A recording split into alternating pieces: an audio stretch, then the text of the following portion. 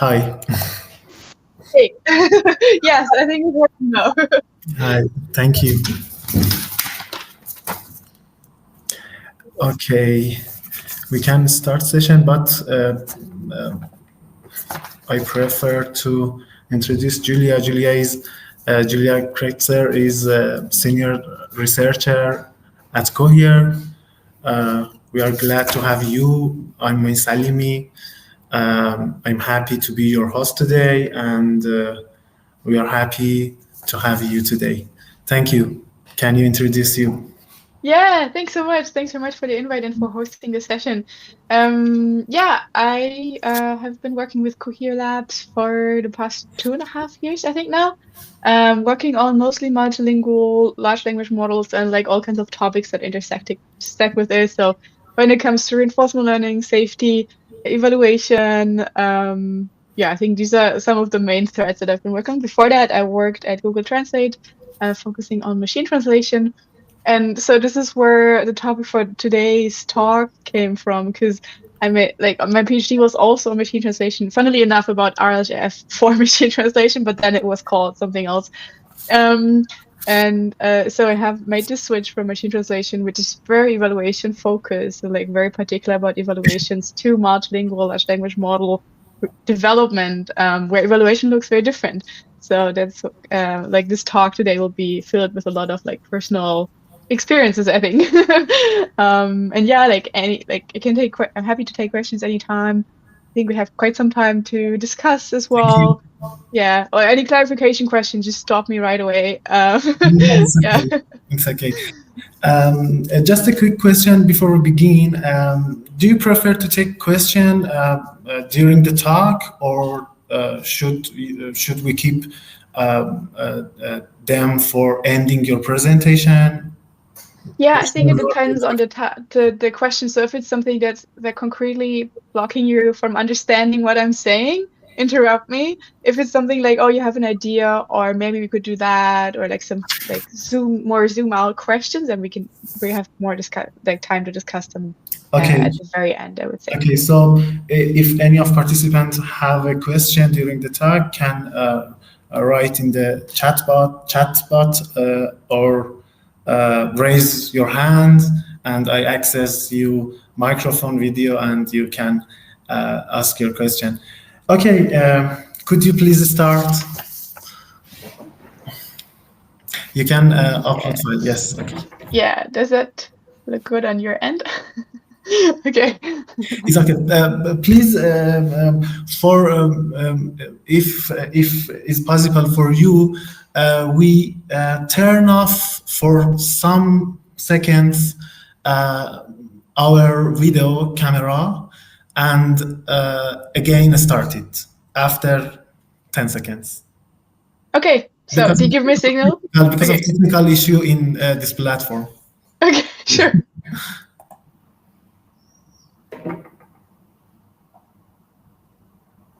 It's okay. Okay. Now slide page is greater than previous. I Thank you. see. Yeah, nice. Okay. Good We to can know. start it. Okay, so yeah, this is the paper title of a paper that we've submitted to Colm. It's on iCav, and this is mostly what contains the information for the talk that I'm going to give today. So we're going to look at multilingual LLM evaluation through the lens of machine translation evaluation. And this might or might not be intuitive to you why this makes sense or not. I hope by the end of the talk I convince you that this makes sense and there's something to learn. But yeah, let's take it away. So today we're going to talk about, first of all, what are the intricacies, complexities of evaluating LLMs across languages. Can we just like copy English, like the procedure for English, and just redo it? What makes it difficult? And what can we learn from machine translation evaluation research? And so the goal for you all today is that you understand the growing complexities of multilingual LLM evaluation. And also, if you ever happen to work with multilingual LLMs, or even monolingual LLMs, maybe take some of these recommendations that I will have in the slides as, yeah, try them out, see if they bring you any insights to enrich your evaluation. With the paper, we also released a checklist. So if you, that might be helpful as well, like with some very actionable questions, but I'll come to that later. So this is the paper I was talking about that has basically all the full text for what I'm going to be talking about. And we also have written a blog post that summarizes some of these points in a more general way. So more about like, okay, what do we need to make multilingual LLM evaluation more fair and comprehensive? This was in collaboration with Singapore AI. And overall, this is joint work with great colleagues and collaborators from around the globe. And I'm very happy that we worked on this together. So, question to you, because I want to make this fun for everyone, including me. So let's let's interact and talk a little bit. So, which are your preferred LLMs for non-English use cases, and why? If you have, and like, there's no right and wrong. Just curious to hear from you. Like, do you use LLMs in research in your everyday life, and like, which ones would you use if you're not using them in English? Participant can answer this question, but I personally I have used IA Expanse. Nice. But after releasing Gemma 3, no. Yeah. Gemma 3 is really better in reasoning tasks, especially reasoning tasks from IA Expanse and older version of IA Expanse that called Aya. And for Persian, Iranian language, I think Gemma almost is better than IA Expanse. I'm sorry. No, I love the honesty. This is very good. IA Expanse, but was a great language for Persian. Yeah. But releasing Gemma was game changer for Persian language and some other low resource languages. And maybe it's interesting that we also had the pleasure of learning from Marzi Fadei, your teammate. Yes. And it's my thought. Participant can collaborate. I didn't even mention IA Expanse here because I saw it was already in the past. So you have all the insights already about the models that we have built. But yeah, it's like rapid progress. So like it tends to be the case that the newer models are better. And then like maybe the next lab, like the next release from the other lab will like catch up again. And, but so you say like it's particularly because of reasoning, like use cases. Mohammed Hossein Shalchian. About 2 years ago, I used ChatGPT only in English because it was so poor to reason on Persian. Not so poor, but okay. But now I think it's almost as powerful in Persian. Yes, it's okay. Okay, so there's been some advancement. Open source league, Gemma 3, IA Expanse are very good, I think. Yeah. Okay, anyone else wants to comment? And this is the general.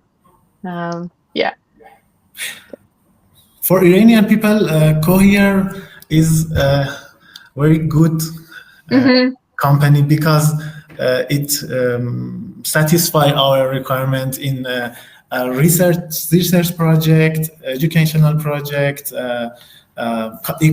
commercial project, and I appreciate you.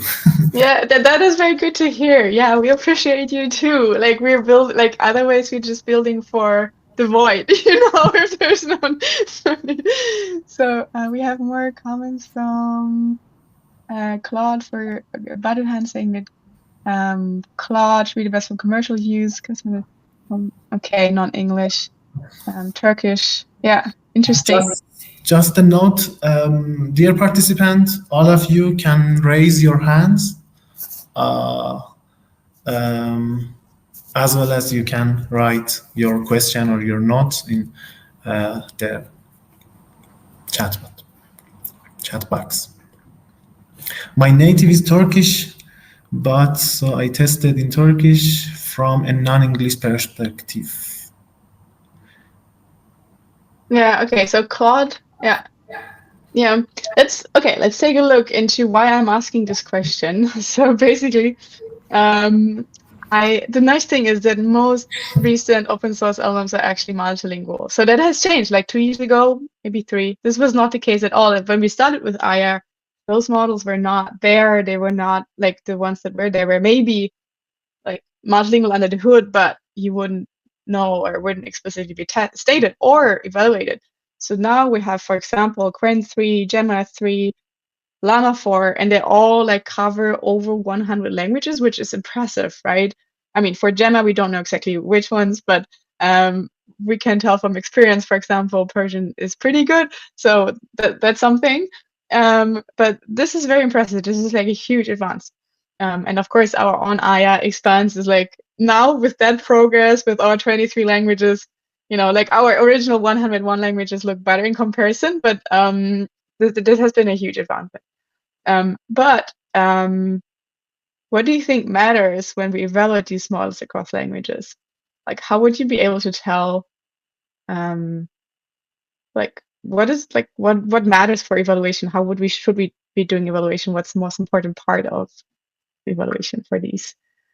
Any thoughts, strong opinions, hot takes? At the moment, for Persian, like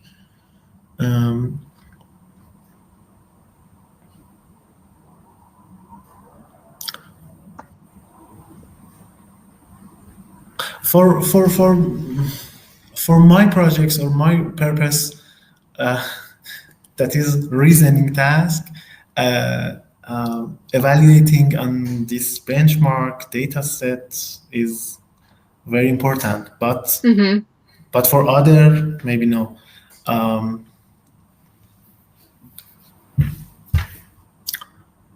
When evaluating these models across,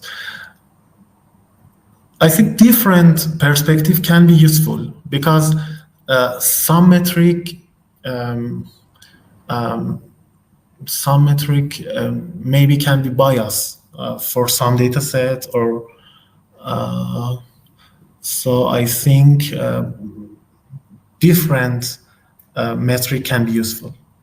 Yeah, so using multiple benchmarks and like that might be biased by itself, like by themselves, like in different ways, and by like maybe getting the bigger picture. Not just one scholar for not make sense.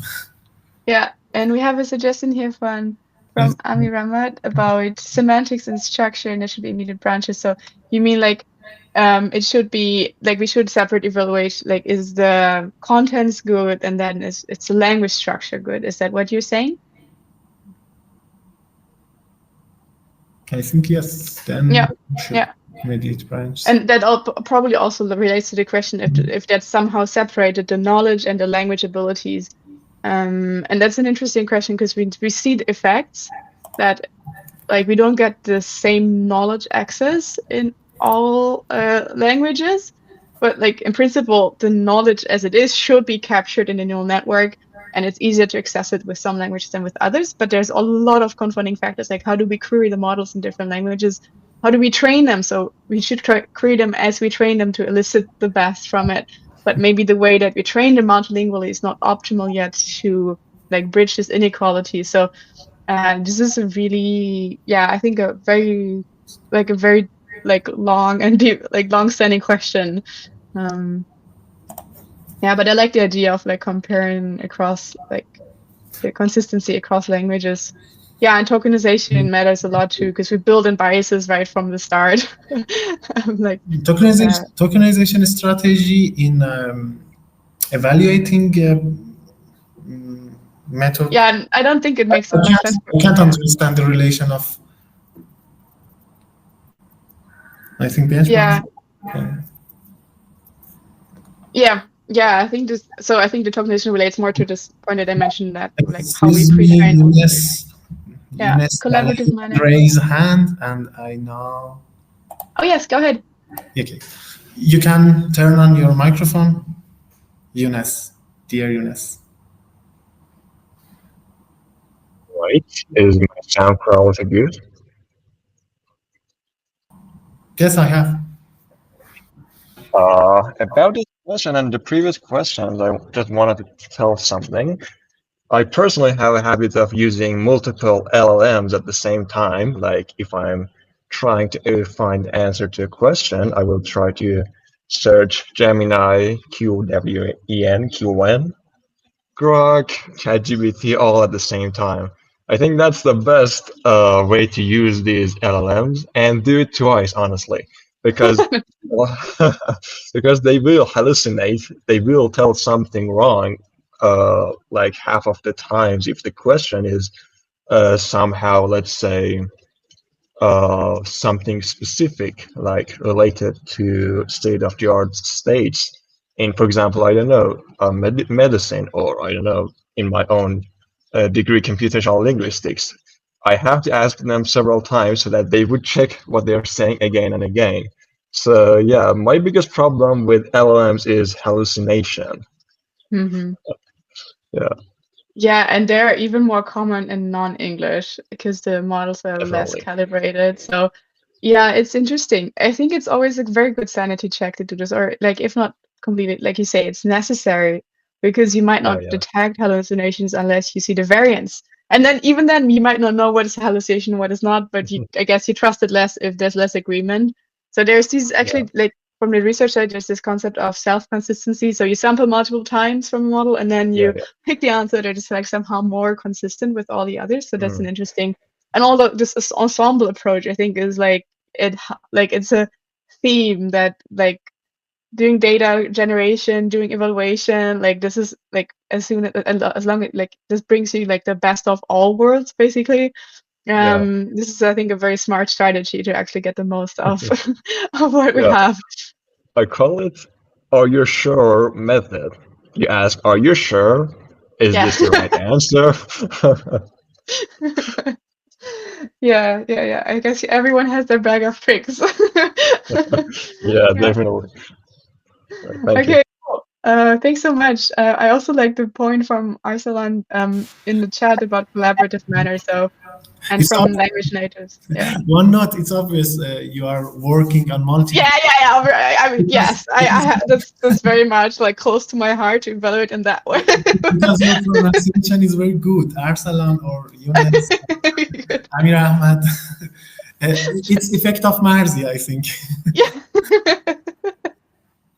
Thank you.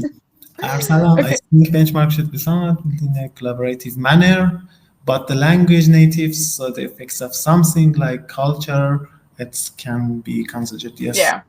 And this is a big problem because if you think about the research world, people who design benchmarks, they're usually like the chances are higher.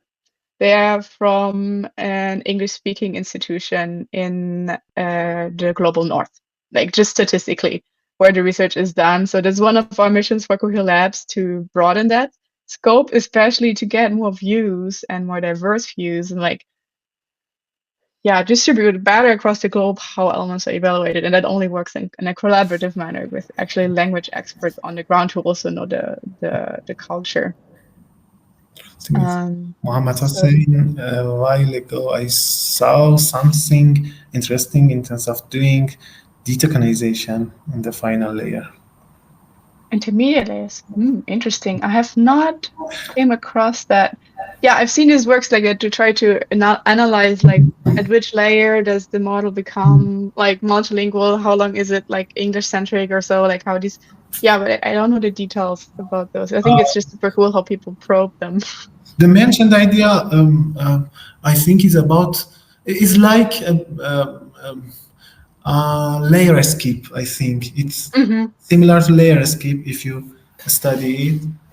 Mm, Yeah, basically like analyzing when does the model like yeah, how English centric is the model. I think this comes also in the recent reasoning works that test cross-lingual reasoning. We had a collaboration there where we test like the S1 model that was trained on English reasoning. How well does it like how does it transfer to other languages? You can't force it to reason in other languages, but it might not like naturally do it unless you prompt it to, and then it also might not be best for the task. But yeah, even if the models are multilingual, they're still English dominant from the core. Or maybe for Quen, it's also Chinese, like whatever dominant developer language you have in there and where the majority of the data comes from. So still multilinguality is like the icing on the cake when you look at the entire space of like the parameters and the data. So let's get into and the paper that I wanted to talk about. But it was really nice to see, like, get your like some insights into what you're curious about and like how you think about the space. So for these models, how is their multilinguality evaluated officially in system reports? So different companies hold this differently, what they post about their models, how transparently. There might be like internal evaluations that we don't know about, but these are the ones that they publish on. And first thing to note that only few of those benchmarks are generative. By generative, I mean not like a classification task where the model just has to output one token, A, B, C, D, or 1, 2, 3, 4, but where the model is actually required to generate a full sequence of tokens in the target language, and the full sequence will be important for the evaluation of the task. So that's what we call a generative evaluation. And these are the ones that I personally care about for this kind of case, because they're closer to what we as humans like interact with. We don't speak in like single symbols. We speak in full sequences, and that honestly, that's something we care about, especially if we're moving beyond English. We want that the structure is good. It should be fluent. It should be like natural in the target language. And so those with error, those are the ones that are actually generative of the ones that are reported. And then, but only fewer of those even cover substantial amounts of languages. And substantial, I mean, like beyond 10. If Yeah. possible, excuse me. Yeah. Could you please clarify what you meant by, I think, slide number 8 or 7? 8, yes.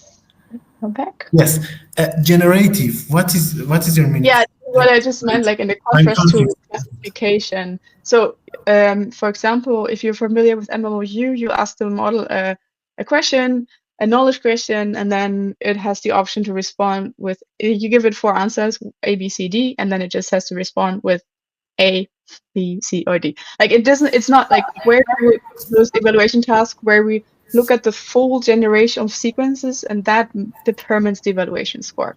So that is a generative evaluation task. And these are rare because they're also much harder and much more complex. It's trivial, okay. Yeah, exactly. The classification part, but you know, I won't be talking about this classification task, these multiple choice question answering tasks, because they have their own complications and like how you evaluate those. But I will be talking about the generative case, which is a little more challenging, but the thing that we need for the future, Okay. and that is closer to the real world. So, and also for these tasks, the language coverage, meaning going beyond 10 languages, is usually obtained by automatic or human translation. So starting from English, translating to other languages, and then we evaluate in the same way. And then by that, we get a score that expresses multilinguality.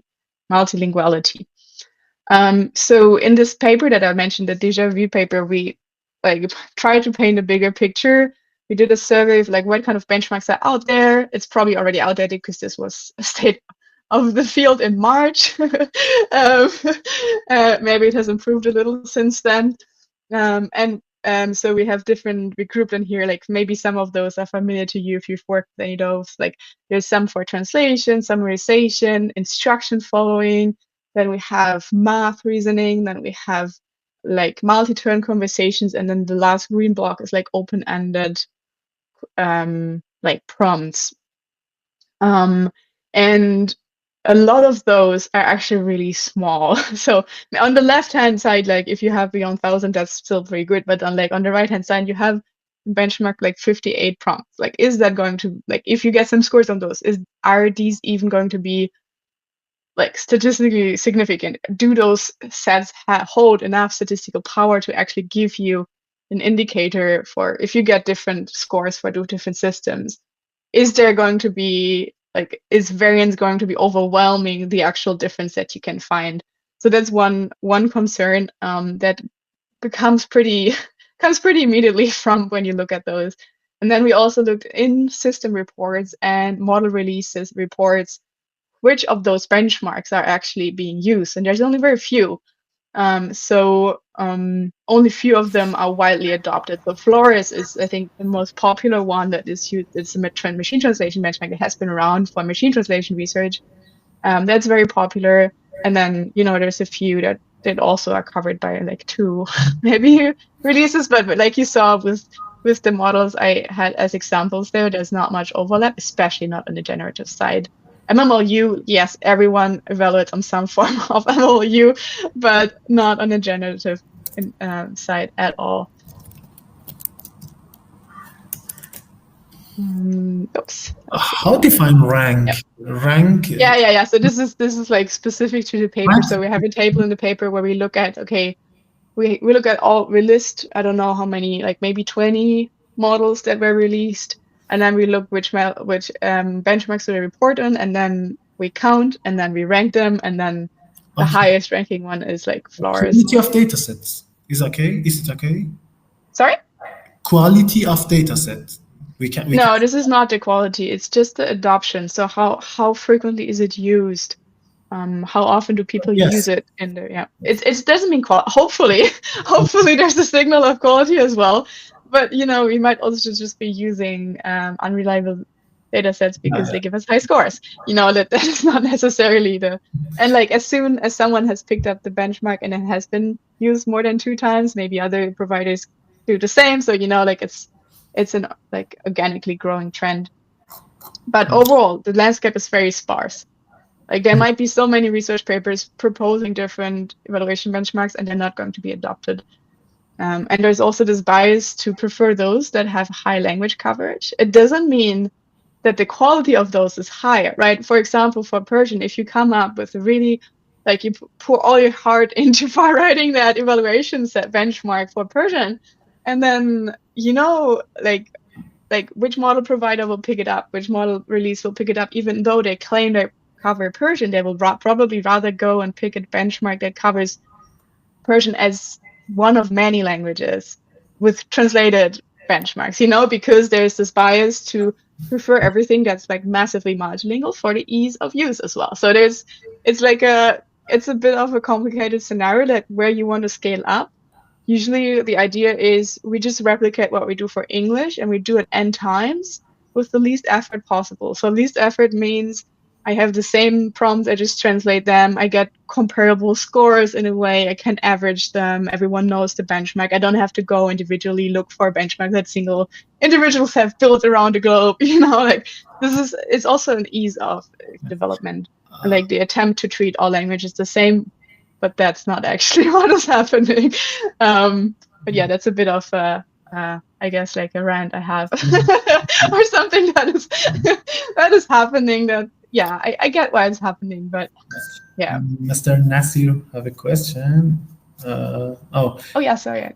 If we have an unlimited budget, what is the best way to evaluate multilinguality, manual or automatic?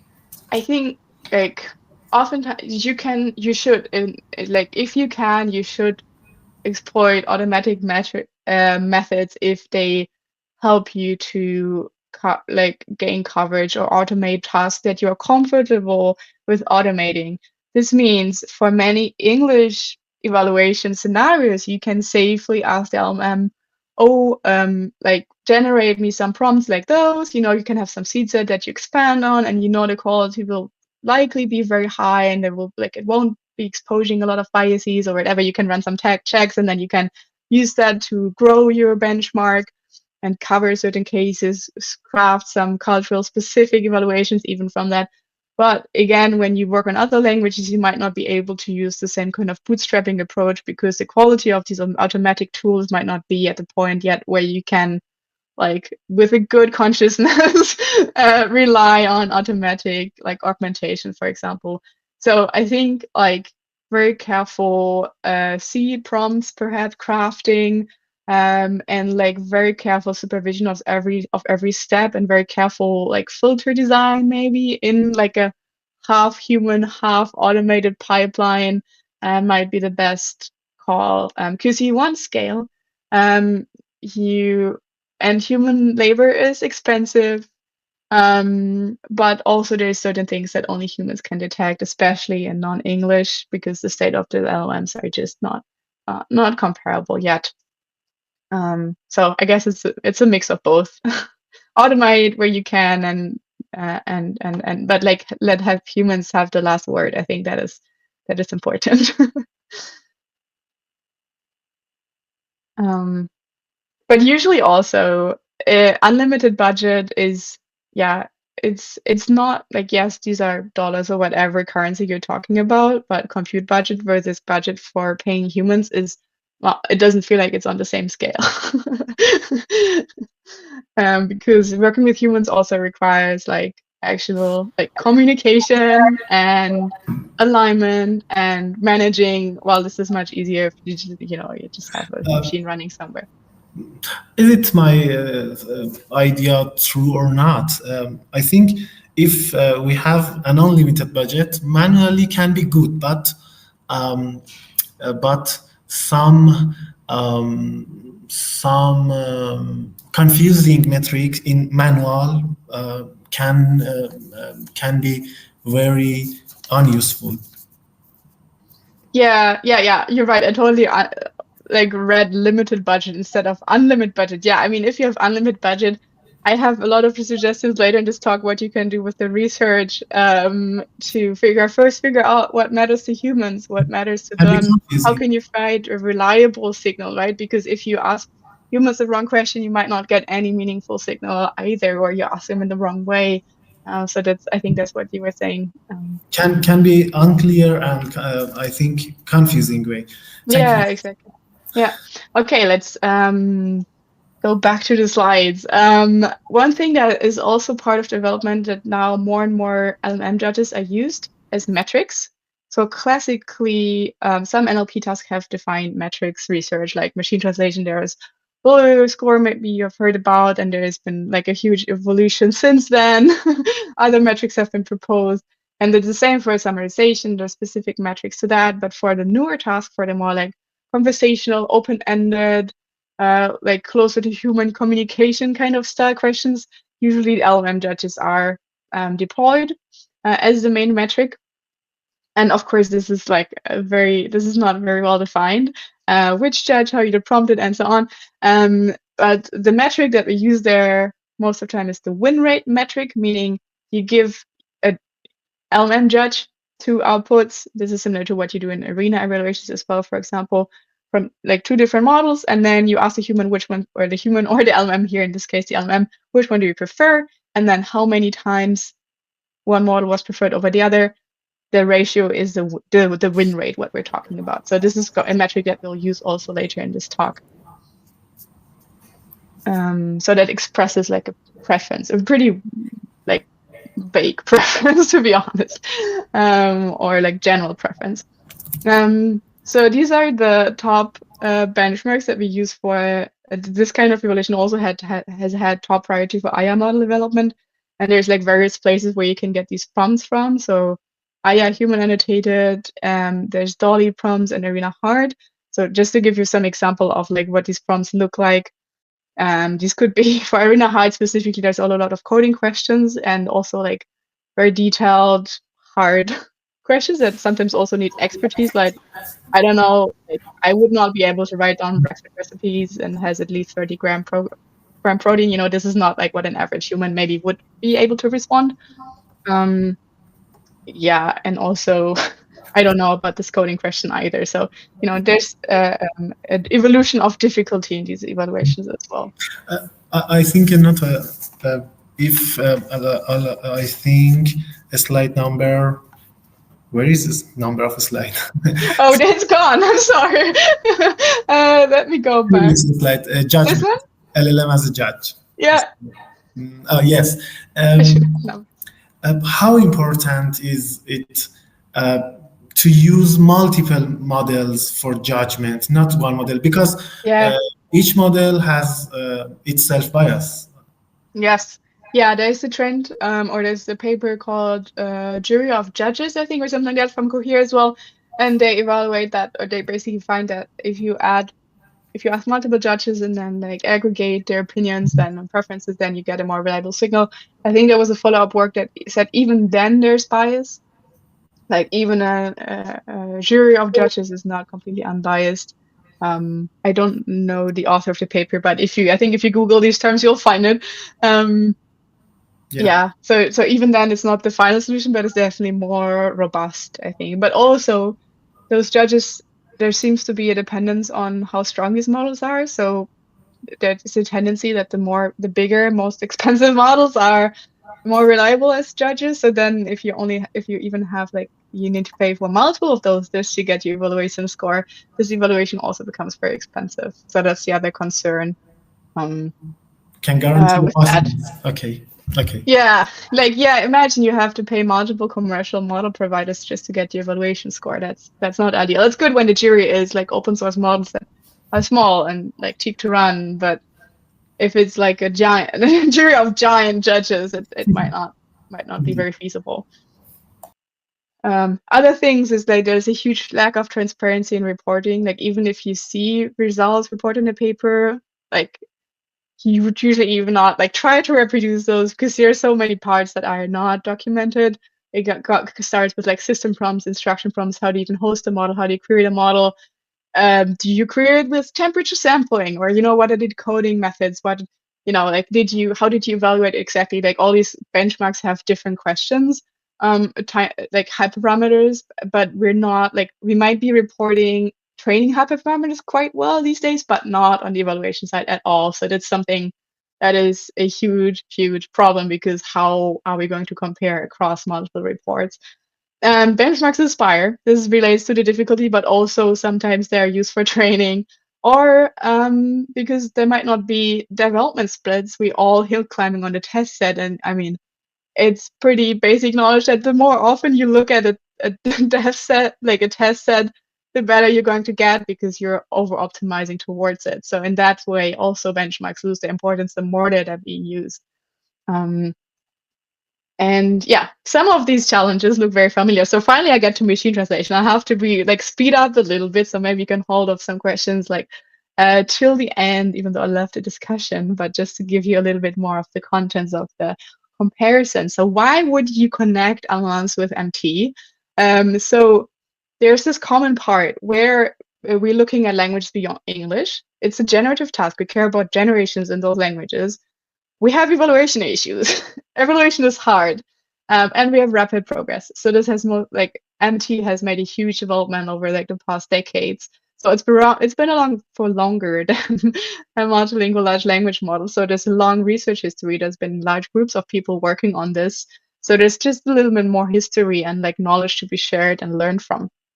One thing is that for MT, the definition of the task is quite like closed compared to LLMs that are supposed to be doing MT as a task, summarization, all kinds of question answering. They should have knowledge. There's like all these different aspects.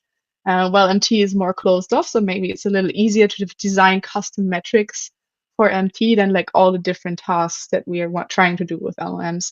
And so usually we have reference output that tell us what would a good answer look like.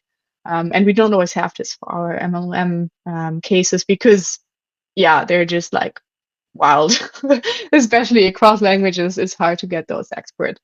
So I'll skip that one. I'm going to give you a brief like highlights of the research evolution of machine translation evaluation. Maybe you've seen some of these papers, maybe you've come across those discussions as well. So one important part was the release of the tool Sacre Bleu.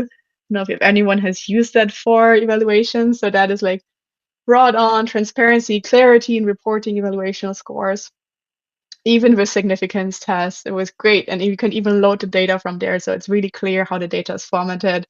So that made a huge difference in the advancement of our evaluations. And then there was a huge human parity dispute. Have we reached human quality in translations? And well, there was a research dispute as well as like, I guess, a dispute in the media.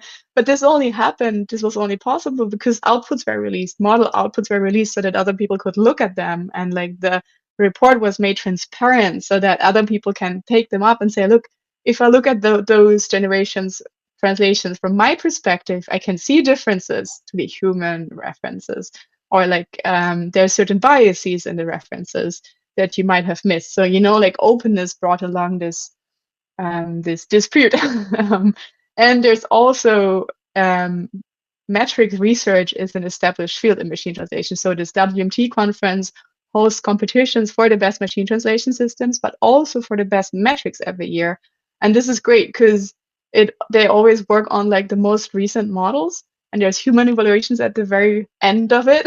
So there were issues discovered, like translation needs, biases in the evaluation, and also like the fact that evaluation is a moving target. So we need to keep up with new developments. So for LLMs as translators, maybe we need new metrics because they have two different characteristics where they matter, like the hallucinations, for example.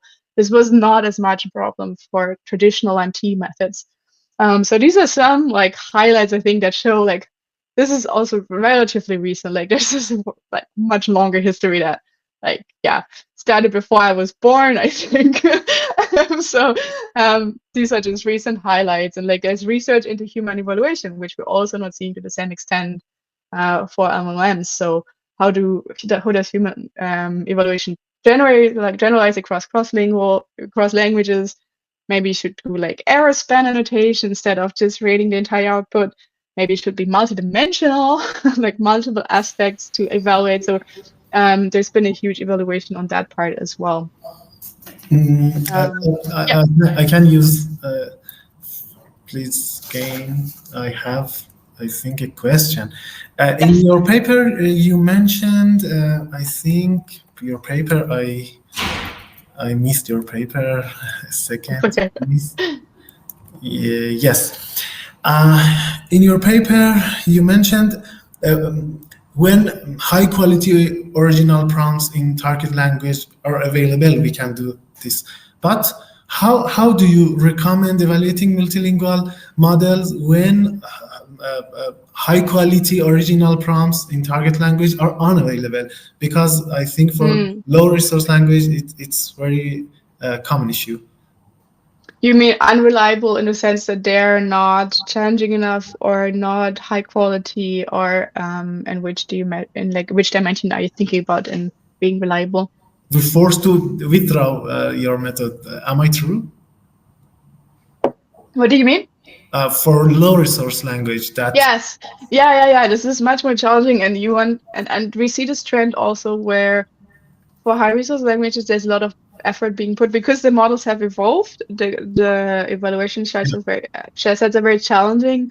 But for lower resource languages, the evaluation sets are rather basic, so you don't measure them on the same scale. But in order to measure progress, you would have to advance in the same way. Yes. So if possible, I would say like take inspiration from the English data sets. Yes, do it. Do translate, but then localize, customize, make like filter depending on where it makes sense. Are these culturally relevant?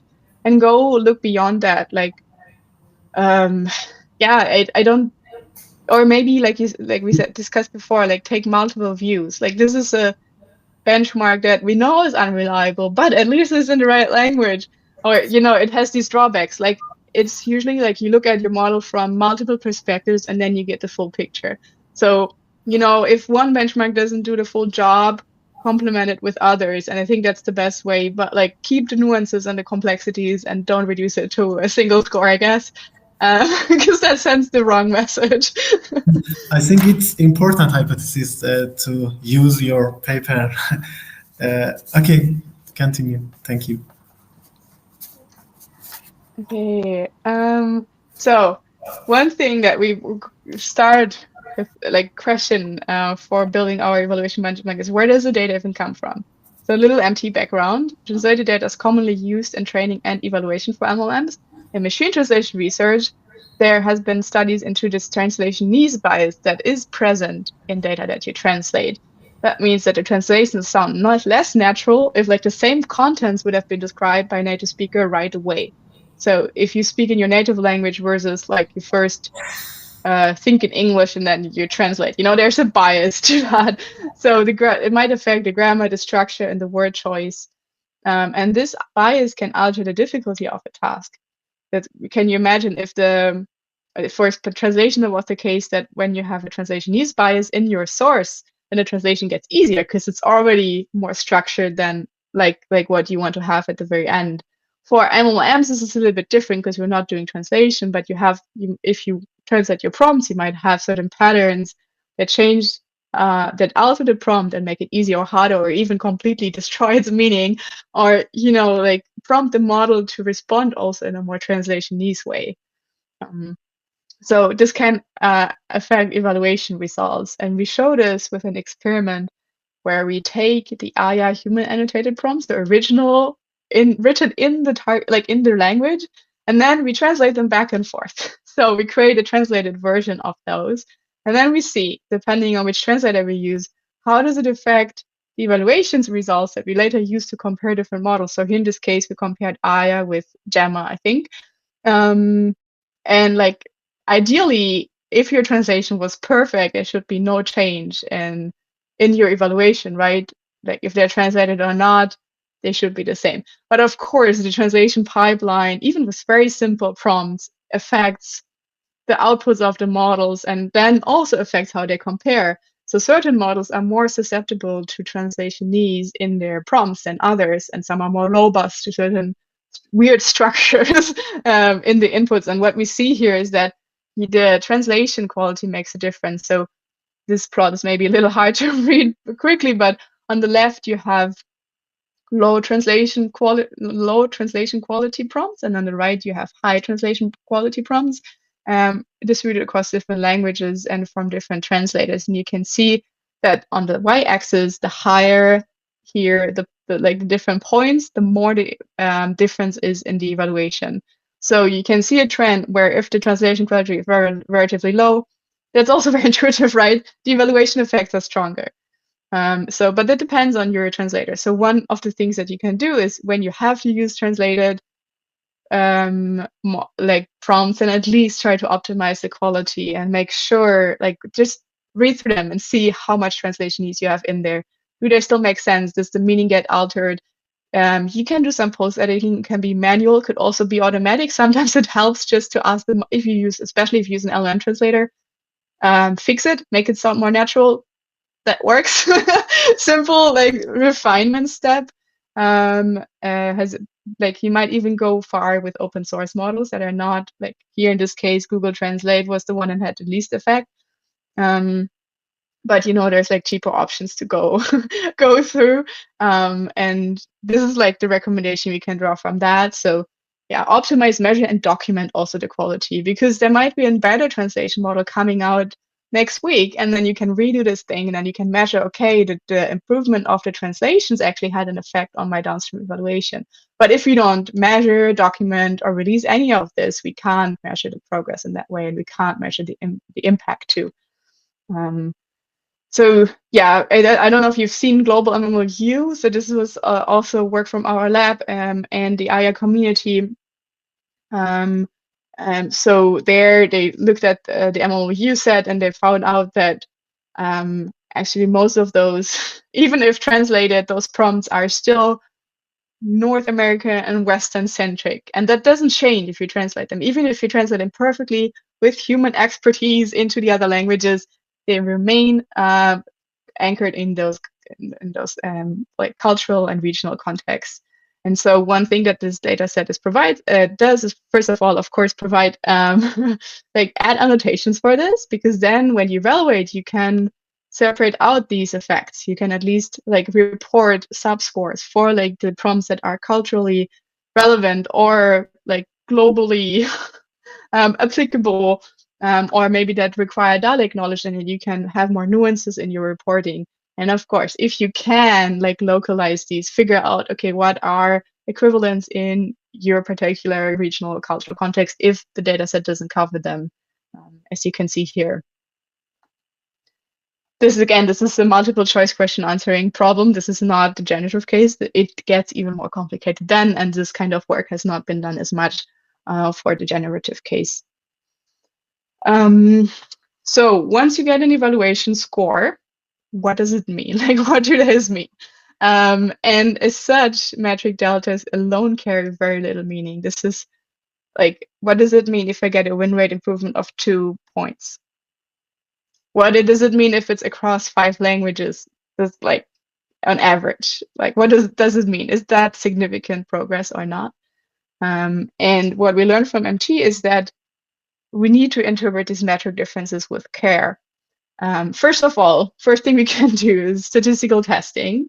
We should consider which significance tests to run here, but then also figure out what is the power, do some kind of power analysis. So how much samples do we actually need to find a reliable signal?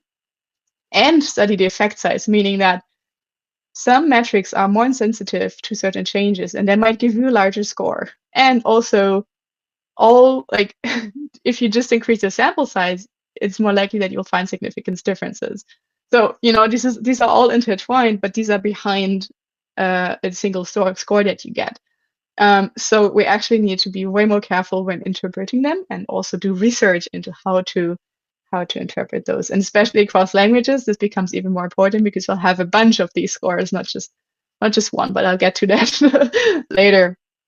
So for that, we did an experiments where we compare IA expanse and Quen under win rate on Arena Hard with win rates with GPT-4o as a judge.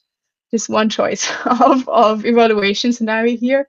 And we look at the win rates across languages, because previously we reported in the IA expanse report, yes, we win on average for that much. But then if you look into the individual comparisons, you can actually tell, oh, actually for English and Chinese, under this evaluation scenario, Quen actually outperforms IA expanse, even though it doesn't overall. But these, and there's certain variations also. If you run these evaluations multiple times, there's some variance to take into account. So for Chinese, for example, this variance is getting pretty close to 0. So, and then we can look at confidence intervals as well. There was a paper that actually encouraged everyone, we should report confidence intervals, which is a very basic thing to do, but it's not standard practice at all. But it's so good when you do, because it gives you additional information about the reliability of your evaluation. So here we take a bunch of these languages and we compare how do the evaluation scores, how do the confidence intervals look like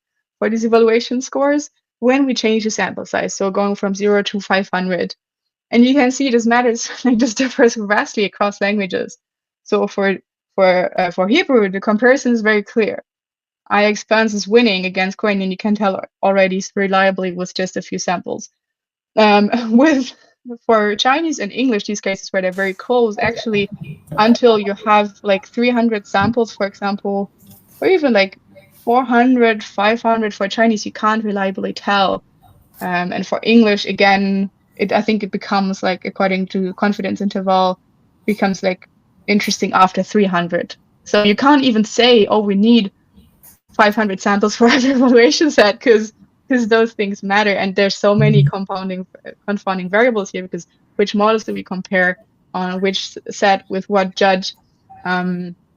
So this is important to have in mind when you run an evaluation. Yes. Looks like there is a question. Yes. There are a question. Milad, your work highlights the importance of statistical significance and effect size. Which should we prioritize in multilingual model comparison? Well, both.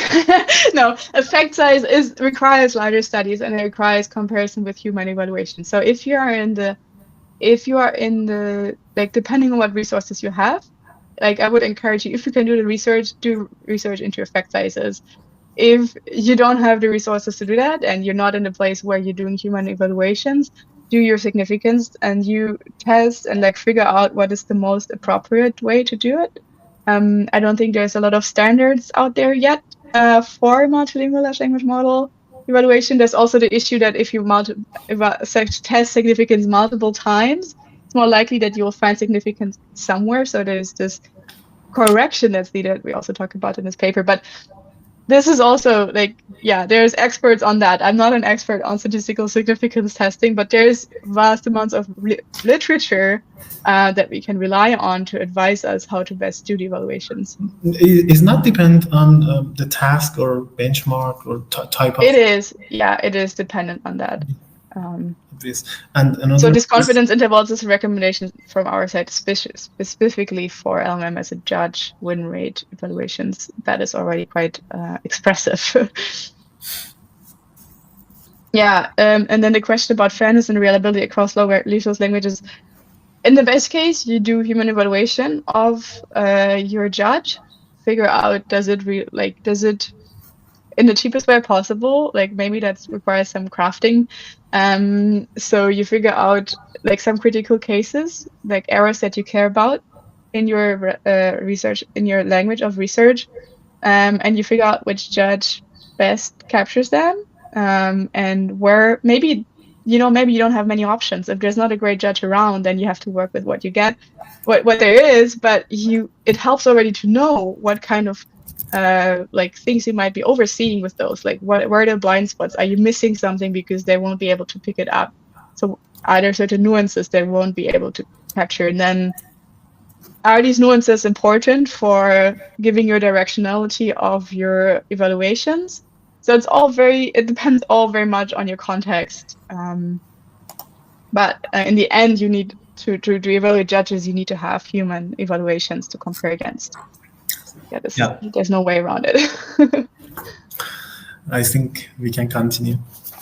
Yeah. And one issue maybe that we talked a little bit about is like when you just average, you weigh all languages uniformly, you lose a lot of information. So this was the case, for example, with the win rates, where some of them might not be significant, or like actually there might be some losses, but then overall you win. But does it mean like for like if you are a user, you might have to go and like actually see this language breakdown to figure out if that model is actually good for you individually, because usually you don't require those 112 languages at once. You care for Persian, for example, and if the model doesn't report, like if the scores are not reported for Persian, then it doesn't help you very much. And yeah, so here an example. So this is on the European leaderboard, which benchmarks multilingual models, and there's multiple tasks and multiple languages. And if you just look at the average score, the orange here, the default, you would see this ranking. So Quen is better than Mixwell and Gemma and so on. And one thing we could do is break it down by task and break it down by resourceness of languages. So again, that's an average, but according to certain categories. And you can see that, for example, if you look at MLU, you actually see, wow, Mixwell is actually doing the best. It's actually better than Quen. And if you look at medium and low resource languages, it looks like Mixwell is actually not at all very strong. So it loses its second position to, I guess, Mistral, mostly Mistral, and also for MLU, it's weaker than Quen. So like there are complexities in those averages that are very helpful to know, because you think, oh no, there's no way it could be improving Mixtral, but yeah, it is. Like there in those low resource and medium resource languages, it still has a drawback, and it's pretty good at MLU, but maybe not at math. Like so these kind of nuances are important for us, because it's really like these models are supposed to be doing so many things at once. It's really not helpful to reduce them to one score, because they won't like bring you very far. But of course, this kind of aggregation can also be misused. So you want to hide certain losses, or you want to like you can optimize for how you aggregate here to showcase certain strength of a model that might be like otherwise getting lost. Looks like another question. Yes, it just is very. I think it's very interesting because number of question. Yeah, I love it. Since it is an language, it's output to English and comparing the quality of. Yeah, that's interesting. That's rarely done. So there's the thing called translate test and translate train, but this is more like translate test, where you actually translate output to English, and then this would be like English evaluation, right? Yeah. So this is again like assuming. I think this is fair to do if you know that the translation is not likely to introduce critical errors. It depends on the language, but translating into English usually is much better. And then you can compare it to English. Yeah, then you get the kind of knowledge disconnect, basically. I think there's a paper about it, but I forgot the name. There was a recent paper about like disparities across languages measured by, I think they did something similar to that, but I'm so bad at remembering paper titles and names. It's horrible. But that's a good idea, I think. As long as you can, and in English you can leverage automatic tools much better to tell you what the differences are between those two outputs, and might be able to point even down like parts of the generation that are wrong, right? Not just giving you one score for the entire generation, but actually might be able to pinpoint certain issues and then like find some trends across examples. That's a good idea. Yeah, recommendations here. Always report full language breakdown results. If you're writing a paper, put in an appendix or some GitHub or anything, so that at least that if you're doing multilingual work, that also all users of these languages can benefit from them.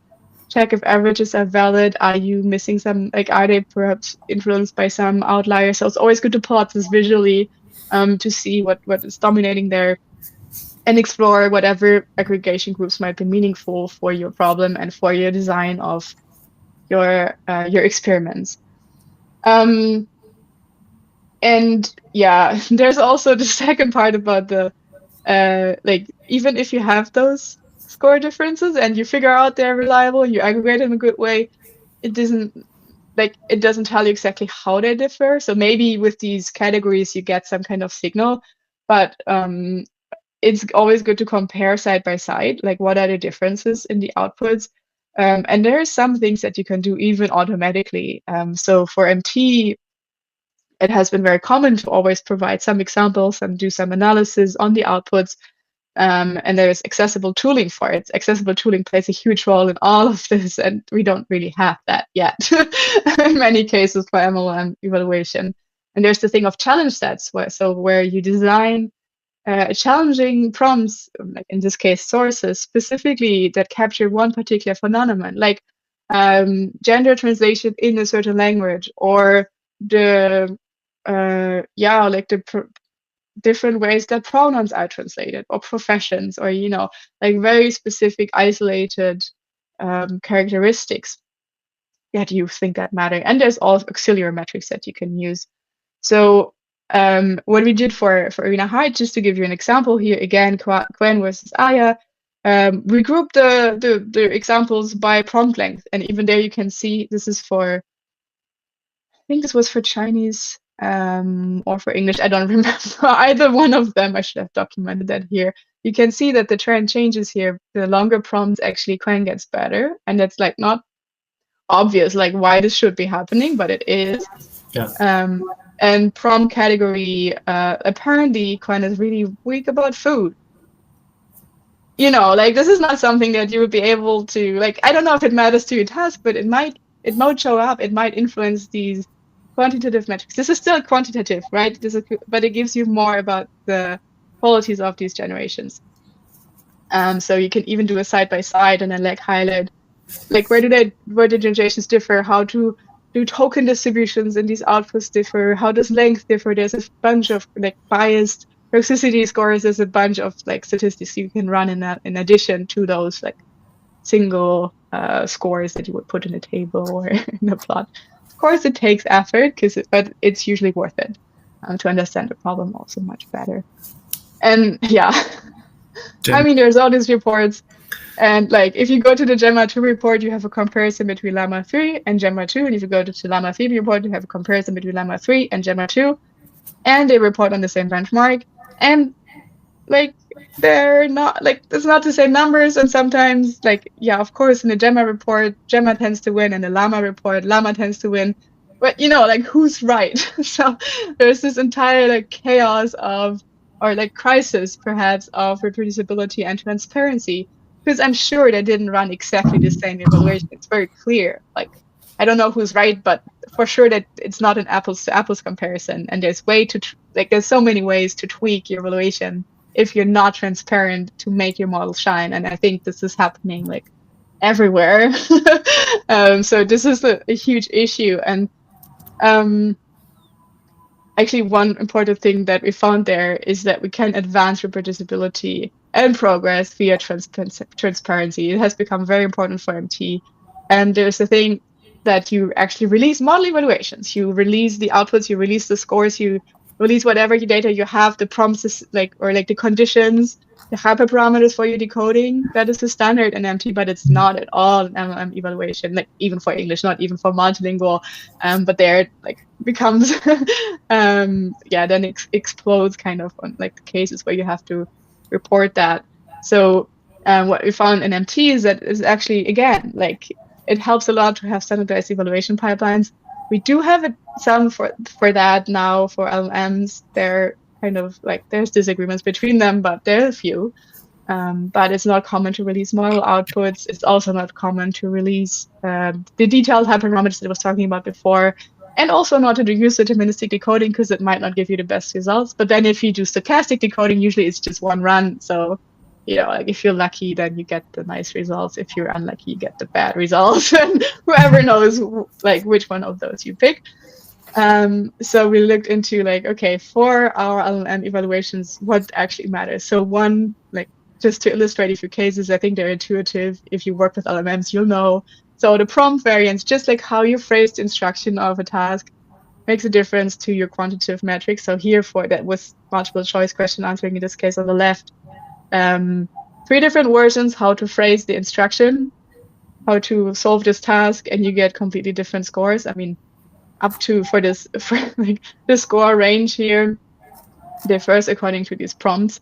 And it's the same task, but it's just asked in different ways. And that's just moving that little, like adding a few characters here and there. So that should concern us very much, I think, and should put like small metric differences into perspective too. Because imagine you spend like hours, weeks, months of work to get an increase of 2% on a certain task, and you could have gotten the same change by just changing the system prompt. The instruction formalization, that puts things into perspective a little bit, how reliable these evaluations are. And then also, if you have LMS or judge, there's all these judge biases. I think you mentioned before as well. Like for example, the order and different judges are differently susceptible to these, and then depending on which one you choose, there's all kinds of biases. So our recommendation would be like to use standardized pipelines where they exist with versioning. So even add maybe the GitHub hash or whatever.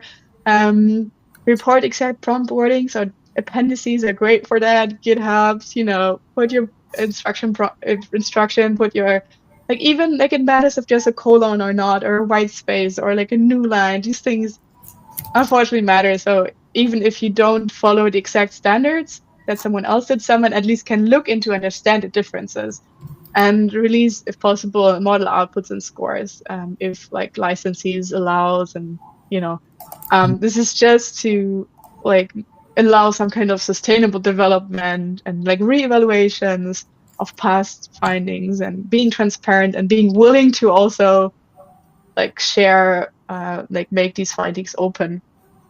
And so that goes beyond just open sourcing models, because even if you have a model, doesn't mean that you'll have the same evaluation results, unfortunately. So there's one good example, I think, from Llama that for, I think, 3.1, 2, and 3 so far, they released the evaluations. And this is actually very helpful, because if you ever run Llama on one of these tasks, you can actually go and look if you actually hit the right parameters to get those exact results. And this, I think, should be a best practice, but it's very rare. I think so. We did it for this paper specifically, but in our lab, for example, we also don't commonly do it yet. I'm still working on like, establishing that, but yeah. Llama 4 and contaminated data can beat your models. Okay. Yep. Yeah, and then maybe zooming out a little bit, looking at all these issues and how we need to be transparent, like little steps that overall we can get better. I want to talk a little bit about meta-evaluation, which is a concept that is very established in machine translation research, but not at all in LLM research, especially not in the multilingual case again. So it measures how well automatic metrics agree with humans, and also if they measure what we believe they do. So that is not always the case. This also allows you to do analyses of metric weaknesses, to prevent metric hacking. So maybe you develop a method that exploits a certain characteristic of a method, and maybe it's only progress under this metric, but not on another one. And like how to conduct human evaluation. So these are all questions that meta-evaluation aims to answer.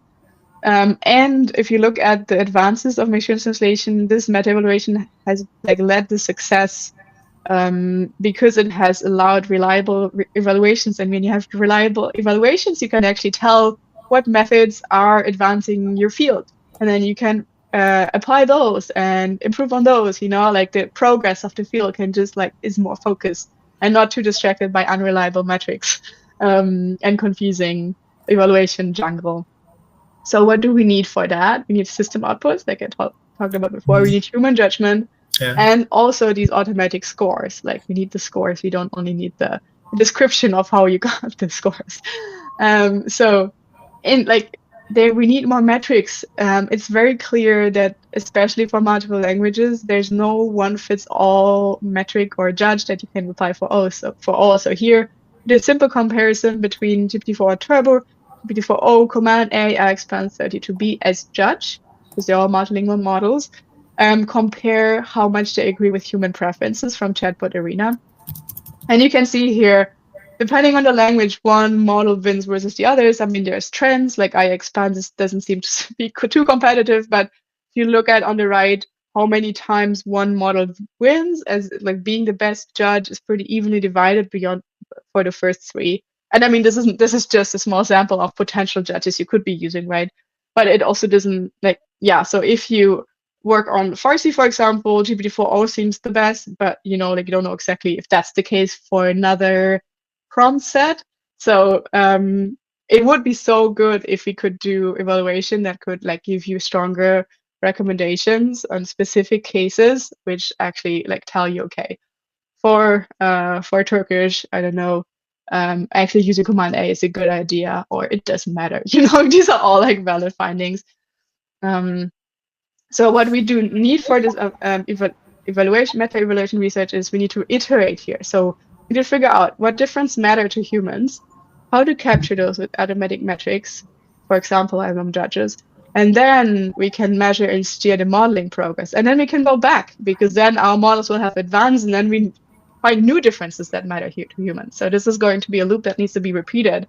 Like once we found a good judge, they might after a year they might be expired, because the models have advanced with its help. So and yeah, but in order to even do this loop, we're currently missing a lot of components that I mentioned before.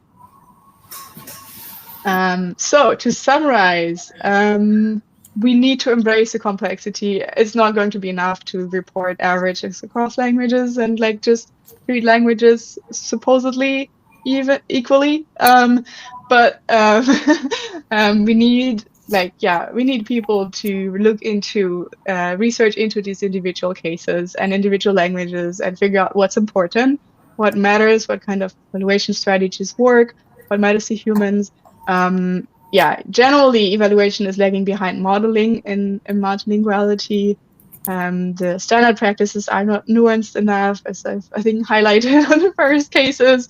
And I think that MT can serve as an inspiration for what drives progress.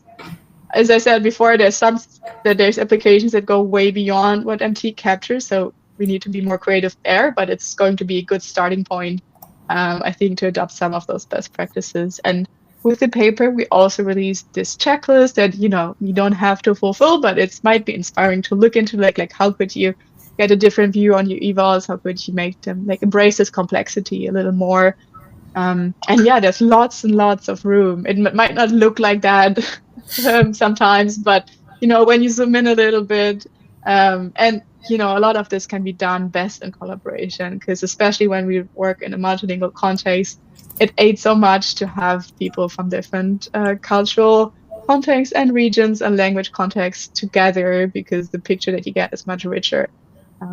And the idea is like creatively, it's just like, I think this is needed to make advancement.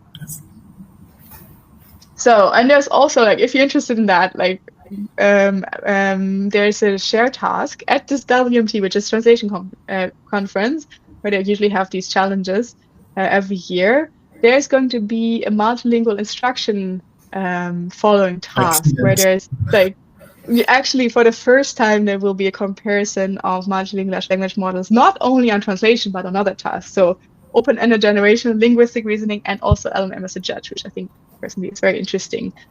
So there's still like room to, there's still time to submit something. If like any of those tasks you have an idea what to improve, is a relatively low stakes requirement. I don't know, you pick one of your multilingual large language models, you tune it to a certain task or language that is part of this evaluation, and you can submit it. It will be evaluated also with humans. It will be a very rich evaluation.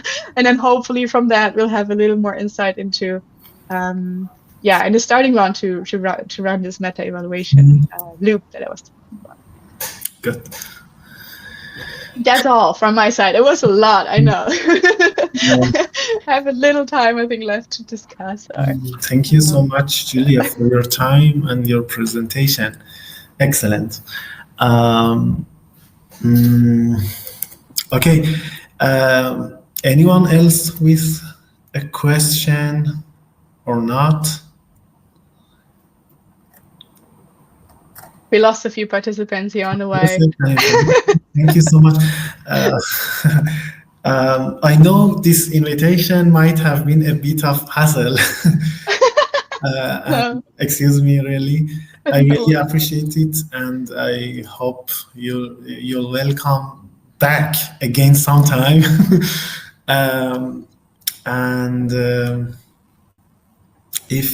Question. Does it make sense to develop a language model just for one language like Persian? Good question. I think what the trend is that it makes sense to build on a multilingual base and then refine for your language of choice. I think that's the best bet, because then the model will leverage small data in the very best way, in the most effective way, and you don't require to find or generate millions of tokens or billions to train a model. So I think this is a very valuable contribution. If you think about does it make sense in the sense is it a contribution? Yes, it's going to be so important because we also you can't just rely on some developer at Cohere, at Meta, at Google thinking, oh yeah, we should include Farsi or whatever language you want to look at.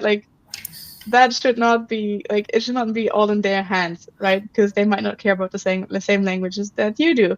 So you have a unique perspective and you have unique methods and sources and views on what matters. And it makes a lot of sense, I think, to develop these individual models, but make sure to, piggyback on whatever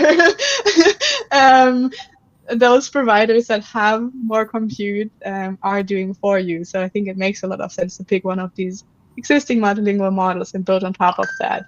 And it is harder to publish. I'm trying to change that. It is harder to publish language models that are not English, not massively multilingual, but targeted to some languages. But if you can show how your expertise knowledge and how your relevance, your knowledge of the cultural context, how you can capture the relevance of the development that you're doing, then I think this is really strong. And yeah, I would be supporting you as much as possible in doing that. Mr. Nasir, if I correct, is it useful to expand current good English models to support other languages? How about expanding its vocabulary to understand more words? Do you think it works? Useful for sure. I don't think we're done with English. I don't know exactly what you mean for more words. Do you mean for English? Because I think there maybe I don't know. I think we've hit some kind of limit that we're we've exhausted a lot of data already. I don't know how much more data we could potentially find, and how much more words we could potentially be adding to vocabularies. But multilingually, yes, it makes a lot of sense to extend the vocabularies to more terms. For English, I don't know how big the wins are there. Okay. And okay, I have several questions, honestly, but time is up. And just, I hope one day we'll see a branch of Cohere in other countries like Iran. Yeah. One day. Well, we're all working remotely, so I think working from Iran specifically is very challenging. I don't know if Marcia told you about that, but because in Cohere, yes, I think question. In Cohere, I know Arash Ahmedian, Marzia Fateh. Yes. Okay. Thank you again. Thank you so much, Julia, for your time. Thank you for hosting.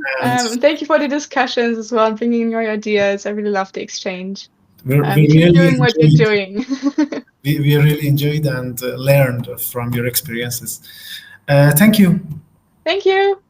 Have a good day. Bye. Goodbye.